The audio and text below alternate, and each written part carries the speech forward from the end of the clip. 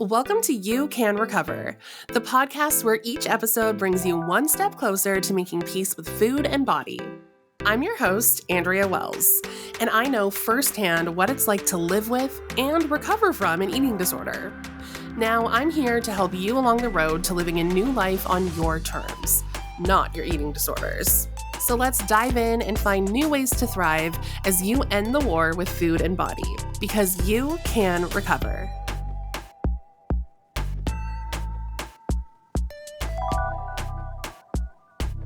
Hello there. Welcome back. It is good to see you again. I know it has been a hot minute since we checked in last.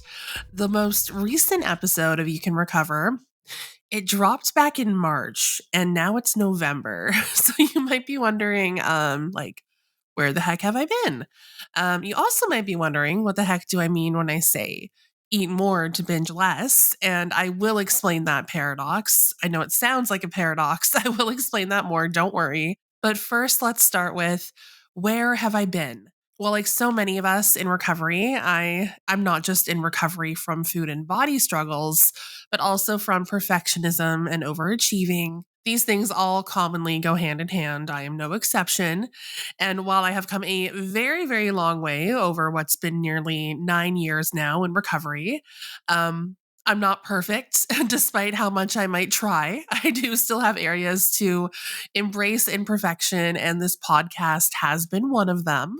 So I first brought You Can Recover into the world with the promise of weekly episodes. And then that went down to bi-weekly. And then that has now fizzled down to, what has it been, like 8 or 9 months since we last had an episode. So I want to thank you for your patience, by the way, because I've been keeping an eye like on the email inbox and social media and the analytics, and I see that you are still listening, which is amazing. I'm pleasantly surprised to discover that people are still discovering the show. And I'm so happy to be back to give you some new content to take in.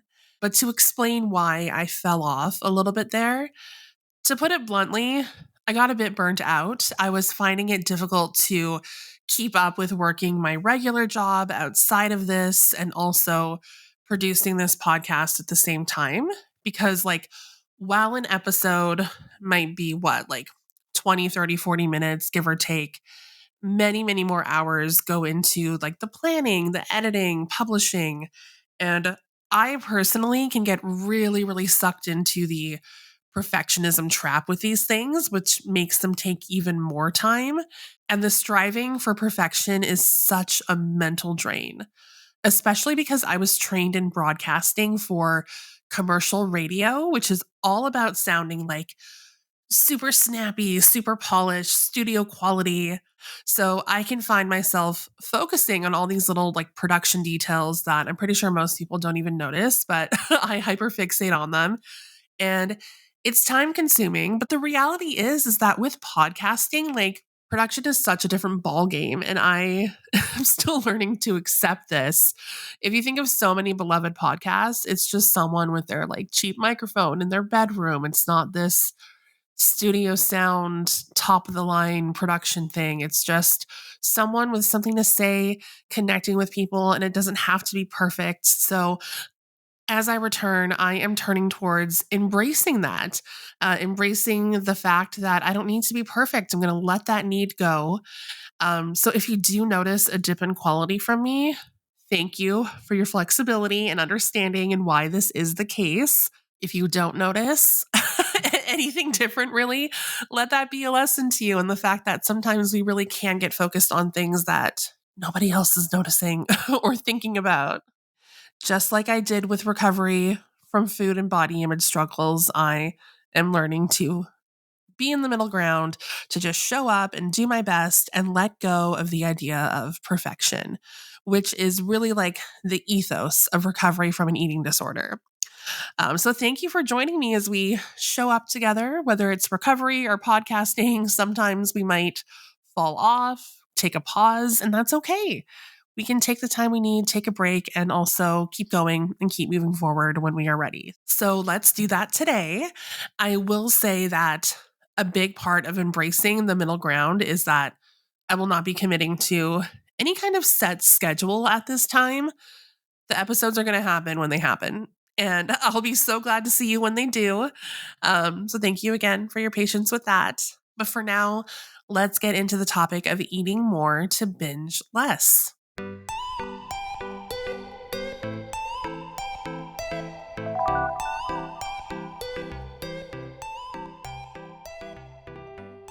Did you know that if you eat more, you will binge less? Sounds absolutely bonkers, right? I get it, but let me explain. This concept largely ties into the intuitive eating principle of unconditional permission to eat. So, this is the idea that if you take away all like limitations, restrictions, and rules that you have around eating and truly allow yourself permission to eat what you want, that this will help you to make peace with food. And when talking about limitations and restrictions, that doesn't just mean like kind of the more obvious outward restrictions, like, counting calories or carbs or macros or only eating at certain times or can't eat after certain times, like intermittent fasting. It's not always so clear cut. It can also restrictions and limitations can also be more mental, more subtle. Things like maybe you're eating something and you're maybe trying to allow yourself to have that unconditional permission, but you're also telling yourself like there's still this voice in your head telling you this food is too much. Like I'm eating too much amount, like the amount I'm eating is too much. This is too much food. This is unhealthy. I'm being bad. I shouldn't be eating this. Like little thoughts like that, those put a condition on eating. And unconditional permission to eat is about truly embracing the fact that it is okay to eat. It's okay to eat whatever you want, however much you want. It's okay to eat more than what makes you comfortable. It doesn't feel good, but it's okay. Eating disorder or not, this is something many people experience. It's normal.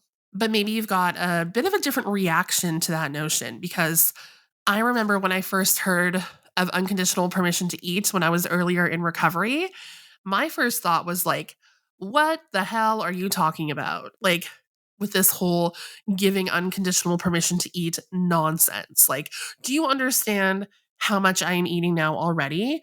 I'm going crazy on binges. I'm eating so much food as it is. If I gave myself permission to eat even more, I would. The situation would get even worse. I'd eat even more. I didn't think it was possible, but I could and I would.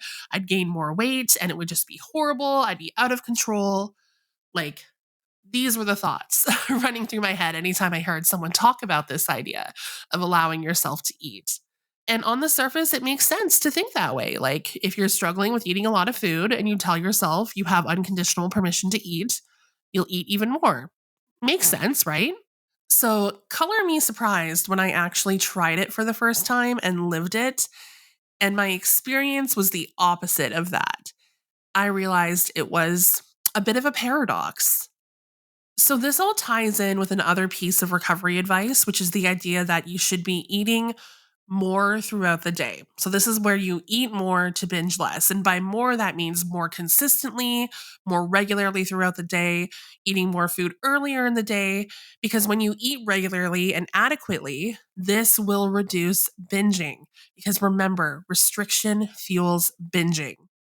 So let me paint a little picture of my experience with this back in the day and see if you can relate. So, when I was deep in an eating disorder, struggling with binging, I see clearly now that restriction was a huge part of that.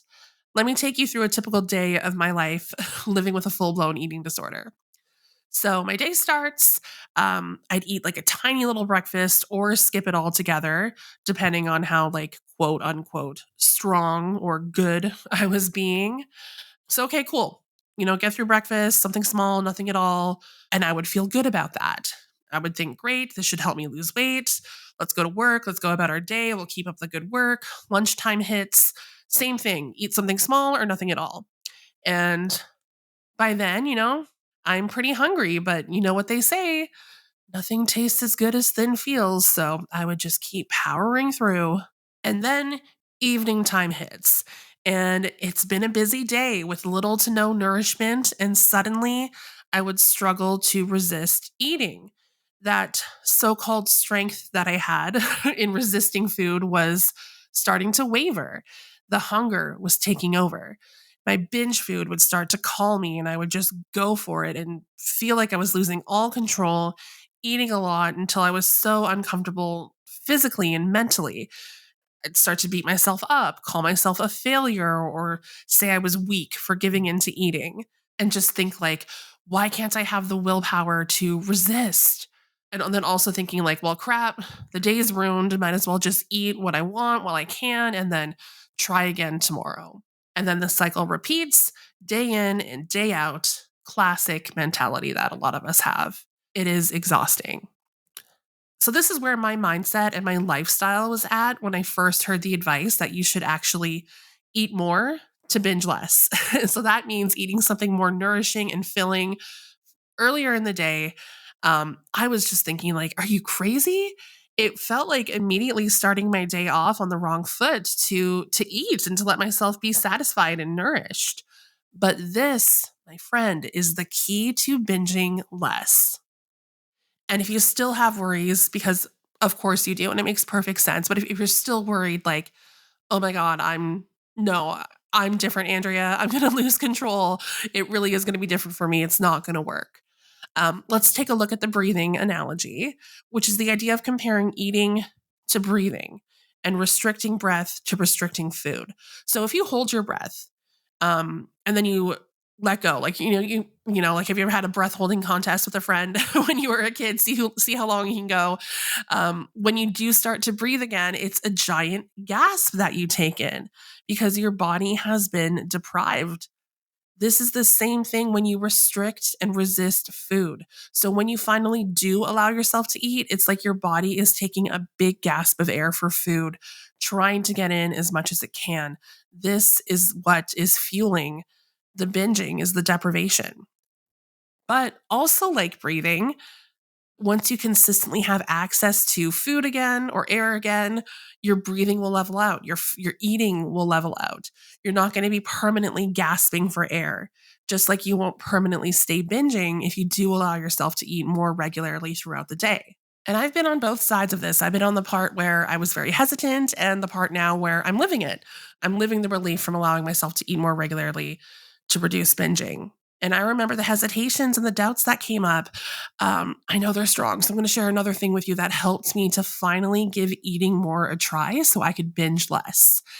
So when I was afraid that this whole strategy would cause me to binge even more than I already was, I realized that the feared outcome that I had, which was a scenario that I would just eat uncontrollably, that I would binge, my feared scenario was already happening. I was already doing that every day. Every evening it was happening once I got to a point of deprivation that my body and my instincts took over. And I took that big metaphorical gasp for air in the form of a binge. So I figured, okay, what I fear is happening. Let's try an experiment then. Because I always love, even now, I always love looking at stuff as an experiment. Because you can't fail at an experiment. You're just trying something out. You're seeing how it goes. It's not a commitment. So I decided to experiment with eating more earlier in the day to see what happened, just to see how it goes and take that information and decide what to do next. If it worked out, great. If it didn't work out, I can go back to what I was doing before. So I picked a day where I would wake up and eat a breakfast where I actually felt full. And then I would do the same for lunch and dinner. I know that's a scary thought. It was for me when I tried it. But remember, one day, no commitment, just one day. And I felt okay to committing to one day. Another thing I would tell myself to kind of reassure myself is like, one day isn't going to make or break your body size. And of course, I know now that it's okay to gain weight. I have an episode about that if you want to check it out. But before I had really embraced that concept, I would tell myself, like, it's okay if I eat a little more. I'm not going to balloon up from one day. I know logically I'm not going to gain a ton of weight from one day of doing something different. So I just really leaned into the logic of it. So on the day that I chose to do this, I woke up, I ate breakfast, a real breakfast. I did the same thing at lunch and I let go of the guilt. I gave myself permission to do these things. It was just my 1-day experiment. And then when evening came around, I ate dinner. I didn't binge, I just ate a meal. And let me tell you, this was mind blowing. Like, it really demonstrated to me that eating more regularly and earlier in the day does make you binge less. So from that day forward, I was sold. I kept going with this whole philosophy. And it wasn't perfect by any means. I didn't magically go from a restrict binge cycle every day to just fully and peacefully giving myself that permission to eat every day. It took time. Some days were fantastic, some days were awful, and some days were somewhere in between. But I had a good first day. I had a good first experiment with it. And of course, your mileage may vary. I know that it's also common to take that big gasp of air when you try to eat more and give yourself that permission. So expect that as a possibility. You might eat a little bit more, and that's okay. It's not going to last forever. It's going to settle, and it's worth it. It's uncomfortable, it's distressing, and it's worth it. It's what breaks you free from more distress and discomfort in the long run. And remember, as always, to consult with your treatment team if you have one for more personalized guidance on this. I always want to be clear, like, I'm not a registered dietitian. This is not medical advice. This is my experience and what worked for me. And I hope that you can take stuff from it and learn from it. But always please consult with your team if you have one, or with one of the, wonderful dietitians out there. There's so many intuitive eating dietitians online that have wonderful resources that are free. There's, books that are affordable. There's lots of things that you can check out. And let me know your thoughts on this. Like, have you ever tried eating more regularly to stop binging? How did it go? Shoot me an email. Let me know. Contact me at youcanrecoverpod@gmail.com, or send me a DM on Instagram at youcanrecoverpod. I would love to hear from you and see how this has gone for you in the past, see how it's going for you as you experiment again in the future. And also, I want to thank you again for having me back. It feels good to be here, showing up. Thank you for showing up with me. And remember that practicing eating more and giving yourself that unconditional permission does not have to be perfect. Just like my podcasting doesn't have to be perfect. We do our best, we move forward, and I'm here with you. Thanks for listening in to this episode of You Can Recover. Remember, recovery takes time, and you're one step closer after listening today. If you enjoyed this episode, please subscribe and share with someone else in your life who is working to make peace with food and body. Until next time, be kind to yourself, and remember, you can recover.